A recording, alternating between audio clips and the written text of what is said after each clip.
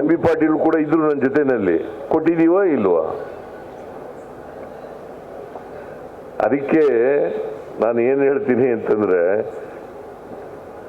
ಟೀಕೆ ನಂದೇನು ತಕರಾರಿಲ್ಲ, ಟೀಕೆ ಮಾಡೋಕ್ಕೆ ಎಲ್ರಿಗೂ ಹಕ್ಕಿದೆ, ಮಾಡಲಿ. ಆದರೆ ವಸ್ತುನಿಷ್ಠವಾಗಿರಬೇಕು ಟೀಕೆ. ನಿಮ್ಮ ವರದಿನೂ ಕೂಡ ವಸ್ತುನಿಷ್ಠವಾಗಿರ್ಬೇಕು. ವಸ್ತುನಿಷ್ಠವಾಗಿ ಇಲ್ಲದೇನೆ ಈ ಇತ್ತೀಚಿನ ದಿನಗಳಲ್ಲಿ ಈ ಊಹಾ ಮಾಧ್ಯಮ ಪ್ರಾರಂಭ ಆಗ್ಬಿಡುತ್ತೆ. ಒಂದು ಘಟನೆ ನಡೆದಿರ್ತದೆ, ಆ ಘಟನೆ ಸತ್ಯದಿಂದ ಕೂಡಿರ್ತಕ್ಕಂಥ ವರದಿಯನ್ನು ಮಾಡಬೇಕು. ಓಕೆ, ಆ ಘಟನೆ ನಡೆದಿದ್ರೆ ಏನು ನಡೆದಿದೆ, ಏನು ಮಾಡಬೇಕು, ಏನು ಮಾಡಬಾರ್ದಾಗಿತ್ತು, ಅದಕ್ಕೆ ಏನು ಪರಿಹಾರ ಅಂತಕ್ಕಂಥದ್ದನ್ನ ಹೇಳಿದ್ರೆ ಭಾಳ ಸಂತೋಷ. ಆದರೆ ಊಹೆ ಮಾಡ್ಕೊಂಡು ಬರೀಬಾರ್ದು, ಇದು ಅಪಾಯಕಾರಿ ಬೆಳವಣಿಗೆ. ವೆರಿಫೈ ಮಾಡಬೇಕು, ಅದು ಸತ್ಯನಾ ಇಲ್ವಾ, ಅಥವಾ ಸತ್ಯಕ್ಕೆ ಹತ್ತಿರವಾಗಿದೆಯಾ. ನಾನು ಯಾವತ್ತೂ ಕೂಡ ಇವತ್ತಿನವ್ರಿಗೆ, ನಾನು ಮುಖ್ಯಮಂತ್ರಿಯಾಗಿ ಇವತ್ತಿನವ್ರಿಗೆ ಒಂದು ದಿನ ನಮ್ಮ ಸರ್ಕಾರದ ಮೇಲೆ ಯಾಕೆ ಹಿಂಗೆ ಬರೆದ್ರಿ, ಅಥವಾ ನನ್ನ ಮೇಲೆ ಯಾಕೆ ಹಿಂಗೆ ಬರೆದ್ರಿ ಅಂತ ಯಾವ ಪತ್ರಿಕೆಯವ್ರಿಗೂ ಕೂಡ, ಯಾವ TV ಚಾನೆಲ್ನವ್ರಿಗೂ ಕೂಡ ಕೇಳಿಲ್ಲ, ಕೇಳೋದು ಇಲ್ಲ. ಆದರೆ ನಿಮ್ಮಿಂದ ಏನಪ್ಪ ನಿರೀಕ್ಷೆ ಮಾಡ್ತೀನಿ ಅಂತಂದ್ರೆ, ಸತ್ಯ ಬರೀತಕ್ಕಂಥ ಪ್ರಾಮಾಣಿಕ ಪ್ರಯತ್ನ ಮಾಡಿ, ನಂಬರ್ 1. ನಂಬರ್ 2, ಸತ್ಯಕ್ಕೆ ಹತ್ರ ಇರ್ತಕ್ಕಂಥ ಅಥವಾ ಗಾಳಿ ಸುದ್ದಿಗಳ ಮೇಲೆ ಬರೀಬಾರದು, ಊಹೆಗಳ ಮೇಲೆ ಬರೀಬಾರದು ಅಂತಕ್ಕಂಥದ್ದನ್ನು ನಾನು ನಿಮ್ಮಲ್ಲಿ ಮನವಿ ಮಾಡಲಿಕ್ಕೆ ಬಯಸ್ತಾ ಇದ್ದೇನೆ. ನಾನು ಮಾಧ್ಯಮದವರು ಇರಲೇಬೇಕು. ಯಾಕಂತಂದರೆ ಇವತ್ತು ಸಂವಿಧಾನ ಯಶಸ್ವಿ ಆಗಬೇಕಾದ್ರೆ, ಪ್ರಜಾಪ್ರಭುತ್ವದ ಆಶಯಗಳು ಯಶಸ್ವಿ ಆಗಬೇಕಾದ್ರೆ, ಮೌಲ್ಯಗಳು ಯಶಸ್ವಿ ಆಗಬೇಕಾದ್ರೆ ಪತ್ರಿಕಾ ಮಾಧ್ಯಮದವರು ಇರಲೇಬೇಕು. ಅವರು ಇದ್ದಾಗ ಮಾತ್ರ ಇವೆಲ್ಲ ಯಶಸ್ವಿ ಆಗಲಿಕ್ಕೆ ಸಾಧ್ಯ ಆಗ್ತದೆ. ನಾವು ತಪ್ಪು ಮಾಡಿದ್ರೆ ತಪ್ಪು ಮಾಡಿದ್ದೀರಿ ಅಂತ ಬರೀರಿ, we have no objection. Because ನಿಮಗೆ ಈ ಪತ್ರಿಕಾ ಸ್ವಾತಂತ್ರ್ಯ ಇದೆ, ಸಂವಿಧಾನದಲ್ಲೇ ಅವಕಾಶವನ್ನು ಮಾಡಿಕೊಟ್ಟಿದೆ. ಇದು ಪತ್ರಿಕೋದ್ಯಮ ಇದೆಯಲ್ಲ, ಇದು ಒಂದು ಪವಿತ್ರವಾದಂಥ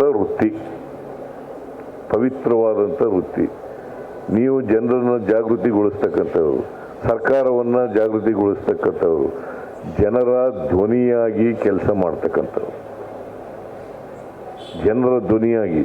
ಇವತ್ತು ಸಮಾಜದಲ್ಲಿ ಅಸಮಾನತೆ ಇದೆ. ಯಾಕೆ ಅಸಮಾನತೆ ಉಂಟಾಗಿದೆ? ಕಾರಣ ಏನು? ಇದನ್ನು ಬದಲಾವಣೆ ಮಾಡಲಿಕ್ಕೆ ಪ್ರಯತ್ನ ಮಾಡ್ತಾ ಇರೋರು ಯಾರು? ಇದನ್ನ ವ್ಯವಸ್ಥೆಯ ಪರವಾಗಿರ್ತಕ್ಕಂಥವ್ರು ಯಾರು?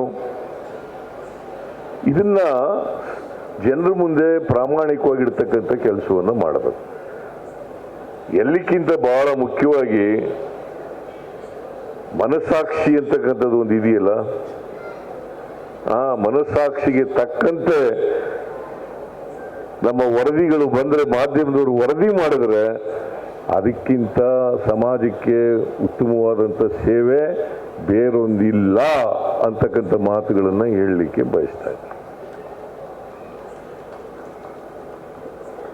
ಅದಕ್ಕಿಂತ ಇನ್ನೊಂದಿಲ್ಲ. ಈಗ ಸುದ್ದಿಗಳನ್ನು ವೈಭವೀಕರಿಸೋದು, ಆಮೇಲೆ ಮೂಢನಂಬಿಕೆಗಳನ್ನು ಅದನ್ನು ಬೆಂಬಲಿಸೋದು. ಈಗ ನನಗೆ ಒಂದು ಸಾರಿ ಕಾರ್ನಲ್ಲಿ ಯಾವುದೋ ಒಂದು TV ಚಾನಲಲ್ಲಿ ನೋಡಿದೆ, ನಾನು ಗೊತ್ತಿಲ್ಲ ನನಗೆ ಯಾವ TV ಚಾನಲ್ ಯಾವುದೋ ಮರೆತುಬಿಟ್ಟಿದ್ದೀನಿ. ಕಾಗೆ ನಮ್ಮ ಕಾರ್ನ ಕರಡಿ ಮೇಲೆ ಕೂತ್ಬಿಟ್ಟಿತ್ತು. ಅದು ಯಾಕೆ ಕೂತಿತ್ತೋ ಏನು ಕಥೆನ ಪಾಪ, ಅದ್ರ ಕಥೆ ಗೊತ್ತಿಲ್ಲ ನನಗೆ. ಕೂತ್ಬಿಟ್ಟಿತ್ತು. ಇಬ್ಬರು ಜ್ಯೋತಿಷಿಗಳು ನಮ್ಮ TV-ನಲ್ಲಿ ಏನಂತ ಚರ್ಚೆ ನಡೀತಾ ಇದೆ ಅಂತಂದರೆ, ನಾನು ಹಿಂದೆ ಮುಖ್ಯಮಂತ್ರಿ ಆಗಿರುವಾಗ, ಈಗಲಲ್ಲ, ಹಿಂದೆ ಮುಖ್ಯಮಂತ್ರಿ ಆಗಿರುವಾಗ ಏನಂತ ಚರ್ಚೆ ನಡೀತಾ ಇದೆ ಅಂತ ಚರ್ಚೆ ನಡೀತು ಅಂತಂದ್ರೆ ಸಿದ್ದರಾಮಯ್ಯನವರು ಬಹುಶಃ 2016 ಇರಬೇಕು ಅಂತ ಅನಿಸುತ್ತೆ. 2016 ಬಜೆಟ್ ಮಂಡಿಸಕ್ಕಿಂತ ಮುಂಚಿತವಾಗಿ ರಾಜೀನಾಮೆ ಕೊಟ್ಬಿಡ್ತಾರೆ ಅಂತ ಒಬ್ರು ಜ್ಯೋತಿಷಿಗಳು. ಇನ್ನೊಬ್ರು ಜ್ಯೋತಿಷಿಗಳು ಬಜೆಟ್ ಮಂಡಿಸ್ತಾರೆ, ಬಜೆಟ್ ಮಂಡಿಸಾದ್ಮೇಲೆ ರಾಜೀನಾಮೆ ಕೊಟ್ಬಿಡ್ತಾರೆ ಅಂತ. ಎರಡೂ ಸುಳ್ಳಾಗ್ಬಿಟ್ಟವಲ್ಲ. ನಾನು 18ರವರೆಗೂ ಚೀಫ್ ಮಿನಿಸ್ಟರ್ ಆಗೇ ಇದ್ದೆ. 16ರಲ್ಲಿ ಹೇಳಿದ್ದು ಇನ್ನು ಬಜೆಟ್ ಮಂಡಿಸೋಕ್ಕಿಂತ ಮುಂಚಿತವಾಗಿ 16ರಲ್ಲಿ ಇಂಥ ಮೂಢನಂಬಿಕೆಗಳನ್ನ ಕಂದಾಚಾರಗಳನ್ನ ಬೆಂಬಲಿಸೋದು, ಅದನ್ನ ಏನು ಪ್ರಚಾರ ಮಾಡೋದು, ವೈಭವೀಕರಿಸೋದು, ಅದಕ್ಕೊಂದು ಅವಕಾಶ ಮಾಡಿಕೊಡೋದು ಪ್ರಚಾರ ಮಾಡಲಿಕ್ಕೆ. ಈ ಥರದವರಿಂದ ಸಮಾಜದಲ್ಲಿ ಬದಲಾವಣೆ ಆಗುತ್ತಾ ಹೇಳಿ ನೀವೇ? ಸಮಾಜದಲ್ಲಿ ಬದಲಾವಣೆ ಆಗುತ್ತಾ ಅಥವಾ ಇದರಿಂದ ಯಾರಿಗಾದ್ರು ಉಪಯೋಗ ಆಗುತ್ತಾ ಅಥವಾ ನಿಮ್ಮ ವಿಶ್ವಾಸಾರ್ಹತೆ ಹೆಚ್ಚಾಗುತ್ತಾ? ಇವತ್ತು ಕೂಡ ಮಾಧ್ಯಮದವ್ರ ಮೇಲೆ ಬಹಳ ನಂಬಿಕೆ ವಿಶ್ವಾಸಗಳನ್ನ ಇಟ್ಕೊಂಡಿದ್ದಾರೆ ಸಾರ್ವಜನಿಕರು. ಅದಕ್ಕೆ ತಕ್ಕಂತೆ ನಡ್ಕೋಬೇಕಲ್ವಾ? ಆ ವಿಶ್ವಾಸ ಉಳಿಸ್ಕೊಳ್ತಕ್ಕಂಥ ಕೆಲಸ ಮಾಡಬೇಕಲ್ಲ. ಇವತ್ತು ಶಾಸಕಾಂಗ, ಕಾರ್ಯಾಂಗ ಮತ್ತು ನ್ಯಾಯಾಂಗ ಇವುಗಳಿಂದ ನಮಗೆ ನ್ಯಾಯ ಸಿಗ್ತದೆ, ನಮಗೆ ನಮ್ಮ ಹಕ್ಕುಗಳ ರಕ್ಷಣೆ ಆಗ್ತದೆ ಅಂತಕ್ಕಂಥ ನಿಮ್ಮೊಂದ್ ಕಡೆ ನೋಡ್ತಾ ಇರ್ತಾರೆ ಜನ, ನಿಮ್ಮ ಕಡೆ ನೋಡ್ತಾ ಇರ್ತಾರೆ. ಕಾರ್ಯಾಂಗ ಏನು ಕೆಲಸ ಮಾಡ್ತಾ ಇದೆ, ಶಾಸಕಾಂಗ ಏನು ಕೆಲಸ ಮಾಡ್ತಾ ಇದೆ, ನ್ಯಾಯಾಂಗ ಏನು ಕೆಲಸ ಮಾಡ್ತಾ ಇದೆ, ಇದನ್ನು ನೋಡ್ತಾ ಇರ್ತಾರೆ. ನೀವು ಅವ್ರಿಗೆ ನ್ಯಾಯ ಒದಗಿಸ್ಕೊಡ್ತಕ್ಕಂಥ ಕೆಲಸ ಮಾಡಬೇಕಲ್ಲ. ಸಮಾಜದಲ್ಲಿ ಬದಲಾವಣೆ ತರ್ತಕ್ಕಂಥದಕ್ಕೆ ಸಹಾಯ ಮಾಡ್ತಕ್ಕಂಥ ಕೆಲಸ ಮಾಡಬೇಕಲ್ಲ. ನಾವು ಆ ದಿಕ್ಕಿನಲ್ಲಿ ನಡೀದೇ ಹೋದರೆ ಅಥವಾ ಕೊಟ್ಟ ಮಾತಿನಂತೆ ನಡ್ಕೊಳ್ಳದೆ ಹೋದರೆ ಟೀಕೆ ಮಾಡಲಿಕ್ಕೆ ನಿಮಗೆ ಅಧಿಕಾರ ಇದೆ. ನಿಮಗೆ ಸಂವಿಧಾನದಲ್ಲಿ ಹಕ್ಕುಗಳು ಕೊಟ್ಟಿದ್ದಾರೆ, ನಿಮಗೆ ಸ್ವಾತಂತ್ರ್ಯದ ಹಕ್ಕಿದೆ, ಅದನ್ನು ಮಾಡಲಿಕ್ಕೆ ನಮ್ದೇನು ತಕರಾರಿಲ್ಲ. ಆದರೆ ನಾವು ಮಾಡಿದೀವೋ ಇಲ್ವೋ, ಅವರು ಟೀಕೆ ಮಾಡ್ತಕ್ಕಂಥದಕ್ಕೆ ಅರ್ಹತೆ ಇದೆಯಾ ಇಲ್ವಾ, ಈಗಲೂ ಹೇಳ್ತಲೇ ಇದ್ದಾರೆ. ಸಿದ್ದರಾಮಯ್ಯನವರು ನಮ್ಮಲ್ಲಿ ಯಾವುದೇ ಗೊಂದಲ ಇಲ್ಲ. ನಿಜ ಹೇಳಬೇಕು ಅಂತಂದ್ರೆ ಯಾವುದೇ ಗೊಂದಲ ಇಲ್ಲ. ಮುಖ್ಯಮಂತ್ರಿ ಬದಲಾವಣೆ ಆಗ್ಬಿಡ್ತದೆ ಅಂತ ಬರೆಯೋದು ಇವರೇ.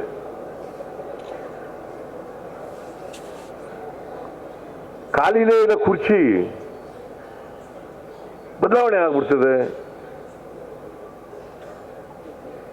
ಆಮೇಲೆ ಎಲ್ಲರೂ ಒಂದ್ ಕಡೆ ಊಟಕ್ಕೆ ಸೇರಿದ್ರೆ ಆ ಊಟಕ್ಕೆ ಸೇರಿದ್ರೆ ಒಂದು ದೊಡ್ಡ ಸುದ್ದಿ ಊಹೆ ಮೇಲೆ ಬರೆದು ಬಿಡೋದು, ಅಲ್ಲಿ ರಾಜಕೀಯ ಚರ್ಚೆ ಆಗಿರ್ಬೋದು,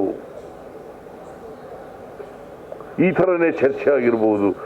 ಒಂದೊಂದ್ಸಾರಿ ನಾನು ನೋಡ್ತಾ ಇರ್ತೀನಿ ಟಿವಿಗಳಲ್ಲಿ, ಡೈಲಾಗ್ನೇ ಬರೆದು ಬಿಡ್ತಾರೆ ಅವರೇ. ಈ ಥರ ಮಾತಾಡಿರಬಹುದು ಅಂತ ಡೈಲಾಗ್ನೇ ಬರೆದು ಬಿಡ್ತಾರೆ. MB ಪಾಟೀಲ್ ಹಿಂಗೆ ಮಾಡಿದ್ರು, KH ಮುನಿಯಪ್ಪ ಈ ಥರ ಮಾತಾಡಿದ್ರು, KJ ಜಾರ್ಜ್ ಹಿಂಗೆ ಮಾತಾಡಿದ್ರು, ಆಮೇಲೆ ಲಕ್ಷ್ಮೀ ಹೆಬ್ಬಾಳ್ಕರ್ ಹಿಂಗೆ ಮಾತಾಡಿದ್ರು ಅಂತ ಬರೆದು ಬಿಡೋದು. ನಾವು ಮಾತಾಡಿರೋದೇ ಬೇರೆ, ನೀವು ಬರೆಯೋದೇ ಬೇರೆ, ಅದು ಜನಗಳಿಗೆ ತಲುಪೋದೇ ಬೇರೆ. ಇದರಿಂದ ಜನಗಳಿಗೆ ಅನುಕೂಲ ಆಗೋದಾದ್ರೆ, ಸಮಾಜಕ್ಕೆ ಒಳ್ಳೇದಾಗೋದಾದ್ರೆ ಬರೀರಿ, ನಂದೇನು ತಕರಾರು. ಸಮಾಜದ ಗಮನವನ್ನು ಇಟ್ಕೊಂಡು ನಿಮ್ಮ ಆತ್ಮಸಾಕ್ಷಿಗೆ, ಮನಸ್ಸಾಕ್ಷಿಗೆ ಅನುಗುಣವಾಗಿ ಬರೀರಿ ಅಂತಕ್ಕಂಥ ಮಹತ್ವಗಳನ್ನು ಈ ಸಂದರ್ಭದಲ್ಲಿ ಹೇಳಲಿಕ್ಕೆ ಬಯಸ್ತಾ ಇದ್ದೇನೆ. ಮತ್ತು ಮಾಧ್ಯಮದವರು ಇವತ್ತು ಪ್ರೆಸ್ ಕ್ಲಬ್, ಬೆಂಗಳೂರು ಪ್ರೆಸ್ ಕ್ಲಬ್ನವರು ಎಲ್ರಿಗೂ ಪ್ರಶಸ್ತಿಗಳನ್ನು ಕೊಟ್ಟಿದ್ದೀರಿ, ಭಾಳ ಸಂತೋಷ.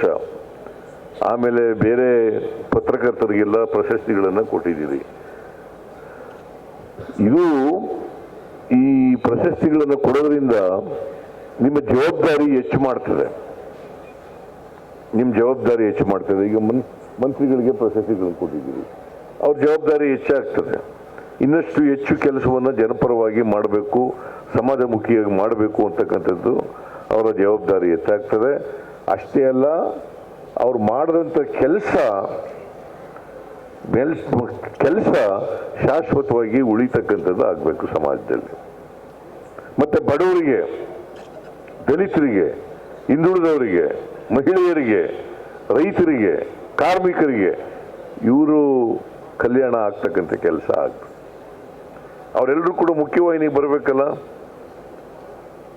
ಬಸವಣ್ಣ ಹೇಳಿದ್ದು, ಬುದ್ಧ ಹೇಳಿದ್ದು, ಅಂಬೇಡ್ಕರ್ ಹೇಳಿದ್ದು, ಗಾಂಧೀಜಿ ಹೇಳಿದ್ದು, ನಾರಾಯಣ ಗುರು ಹೇಳಿದ್ದು, ಅವರೆಲ್ಲ ಹೇಳಿದಂಥ ವಿಚಾರಗಳೆಲ್ಲ ಸಮಾಜದಲ್ಲಿ ಎಲ್ಲರೂ ಕೂಡ ಮುಖ್ಯವಾಗಿ ಬರಬೇಕು.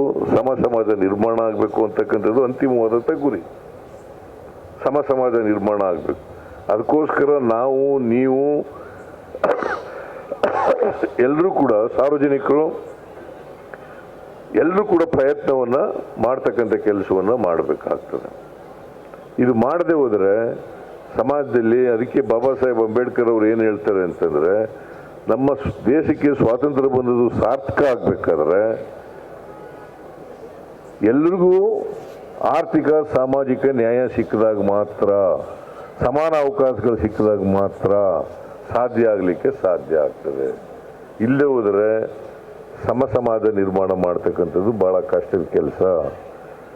ಅವರು ಒಂದು ಮಾತು ಹೇಳಿದ್ದಾರೆ, 1950 ಜನವರಿ 26ನೇ ತಾರೀಕು, ಈ 26ಕ್ಕೆ 75 ವರ್ಷ ಸಂವಿಧಾನ ಜಾರಿಯಾಗಿ 26ನೇ ತಾರೀಕಿಗೆ ನಾವು ಸಂವಿಧಾನ ಜಾರಿ ಆಗ್ತದೆ. ನವೆಂಬರ್ 26, 1950ನೇ ಇಸ್ವಿ, ಅಲ್ಲ, ಜನವರಿ 26, 1950ನೇ ಇಸ್ವಿ.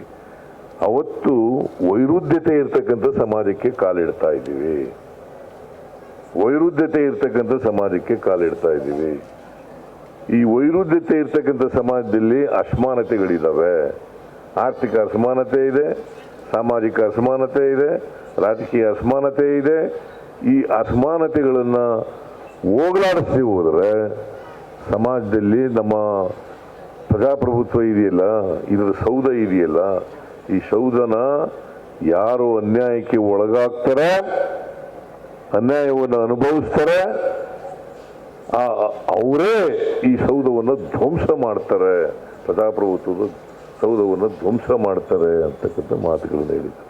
ಅದರಿಂದ ನಾವೆಲ್ಲರೂ ಕೂಡ, ಮಾಧ್ಯಮದವರು ಇರ್ಬೋದು, ರಾಜಕಾರಣಿಗಳಿರ್ಬೋದು, ಬೇರೆ ಸಾಹಿತಿಗಳಿರ್ಬೋದು, ವಿಚಾರವಂತರಿರ್ಬೋದು, ಚಿಂತಕರಿರ್ಬೋದು, ಅವೆಲ್ಲರೂ ಕೂಡ ಸೇರಿ ಒಟ್ಟಾರೆಯಾಗಿ ಸಮಾಜದ ಬದಲಾವಣೆಗೆ, ಆರ್ಥಿಕ ಸಾಮಾಜಿಕ ಸಮಾನತೆಯನ್ನು ತರಲಿಕ್ಕೆ, ಎಲ್ಲರಿಗೂ ಸ್ವಾತಂತ್ರ್ಯದ ಫಲ ಸಿಗಲಿಕ್ಕೆ ಪ್ರಯತ್ನವನ್ನು ಮಾಡೋಣ ಅಂತಕ್ಕಂಥ ಮಾತುಗಳನ್ನು ಹೇಳಿ, ಎಲ್ಲ ಪ್ರೆಸ್ ಕ್ಲಬ್ನವರಿಗೆ, ಶ್ರೀಧರ ಮತ್ತು ಅವರ ಎಲ್ಲ ಬೆಳ್ಳಿ ತಟ್ಟೆ, ಶಿವಕುಮಾರ ಬೆಳ್ಳಿ ತಟ್ಟೆ, ಚಿನ್ನದ ತಟ್ಟೆ ಆಗಲಿ ಅಂತೇಳಿ ಆಶಿಸಿ ಎಲ್ಲರಿಗೂ ಕೂಡ ಧನ್ಯವಾದಗಳನ್ನು ಹೇಳಿ, ನಿಮಗೆಲ್ಲ ನಮಸ್ಕಾರಗಳನ್ನು ಹೇಳಿ ನಾನು ಮಾತು ಮುಗಿಸ್ತೇನೆ. ಹೊಸ ವರ್ಷದ ಶುಭಾಶಯಗಳು, ಸಂಕ್ರಾಂತಿಯ ಶುಭಾಶಯಗಳು ನಿಮ್ಮೆಲ್ಲರಿಗೂ. ನಮಸ್ಕಾರ.